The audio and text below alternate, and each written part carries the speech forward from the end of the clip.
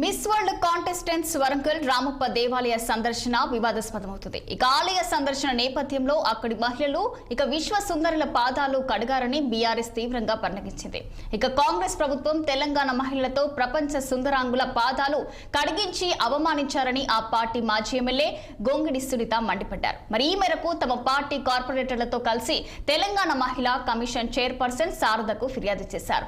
ఇక బాధితులపై చర్యలు తీసుకోవాలని మహిళా కమిషన్ ను ఆమె కోరారు. తెలంగాణ ఆడపడుచులను అవమానించే విధంగా కాంగ్రెస్ ప్రభుత్వం చేసిన చర్యలను సునీత తీవ్రంగా ఖండించారు. కాంగ్రెస్ ప్రభుత్వానికి గొప్ప పేరు రావాలంటే వరంగల్ జిల్లాకు చెందిన 2 కాంగ్రెస్ మహిళా మంత్రుల చేత విశ్వ సుందరుల కాళ్లను కడిగించాల్సిందని సునీత సెటైర్లు వేశారు. మరి ఇలాంటి చర్యలు మూలంగా తెలంగాణ ప్రతిష్ట దెబ్బతింటుందని అన్నారు. ఇక విశ్వ సుందరి పోటీ దార్ల రామప్ప దేవాలయం వద్ద కూడా బతుకమ్మను అగౌరవపరిచే విధంగా కాళ్లకు పాదరక్షలు ధరించి బతుకమ్మ ఆడించడం ఎంతవరకు సమంజసమని కూడా సునీత ప్రశ్నించారు. తెలంగాణ మహిళల పట్ల చిన్న చూపు వివక్ష వైఖరి ప్రదర్శించడం సరికాదన్నారు మాజీ ఎమ్మెల్యే గొంగిడి సునీత. రామప్ప దేవాలయం దగ్గర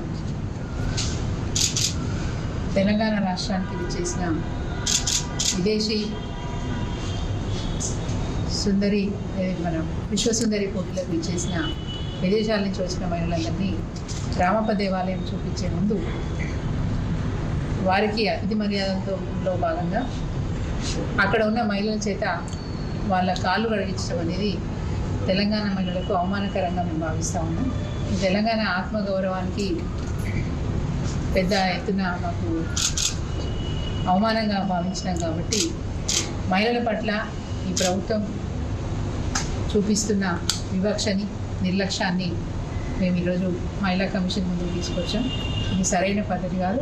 ముఖ్యంగా తెలంగాణ ఆడబిడ్డలకు సాంప్రదాయబద్ధంగా కూడా చాలా కుటుంబాలలో తండ్రి కూడా బిడ్డని కాళ్ళు మొక్కి గౌరవించుకుంటూ ఉంటారు. ఆడపిల్ల ఆశీర్వాదం చాలా మంచిదనే ఆలోచన మన తెలంగాణ సాంప్రదాయంలో ఉంటుంది.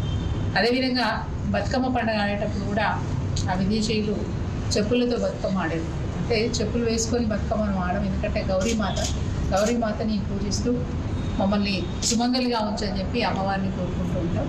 అట్లాంటి పండుగను కూడా అవమానించినట్టుగా మేము భావిస్తూ ఉన్నాం. రామప్ప దేవాలయం దగ్గర